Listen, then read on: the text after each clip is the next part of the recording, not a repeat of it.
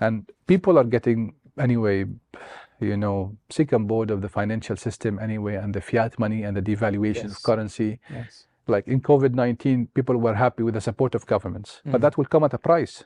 Everyone will have to pay for it, right? Some people may argue, actually, if we did not did this support, many people, will be losing their homes and stuff. So all of us will have to go through pain for helping some of us. So it's a lot of economic arguments in this particular, context. And I see good initiatives, sometimes even in the fintech space, trying to create a currency backed by gold, and we can try, we can explore, we can. There is no harm in trying that, but don't get fixated on this view, because what happens is most of people will say, okay, this is haram, and this trying to look halal, but it's haram. I would rather go the. I would rather take an effort at least to try and support and back the one that's trying, and which has always been my view as well. You look at something and think, this might not be perfect, but it's better than the alternative. Yes. And if Muslims were thinking like this, we'll probably be in a much better place in terms of Islamic finance and banking,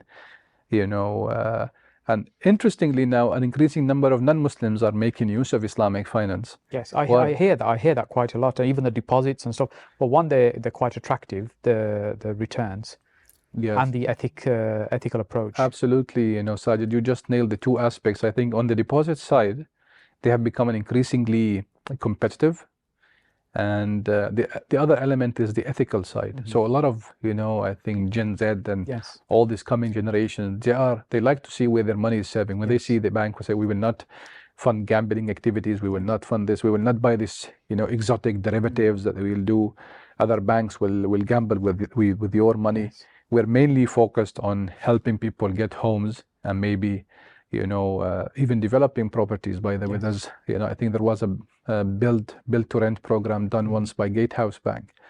So that was one element. Also, people of other faith, the Christians, Christianity, Judaism, some conservative, sects of this, they still believe that usury is interest. Yes. And I've heard this from many people working in banks, that they have some customers who are taking finance products, not only, because of this particular, religious affiliation, that at least they feel that this is more appropriate for, their religious values.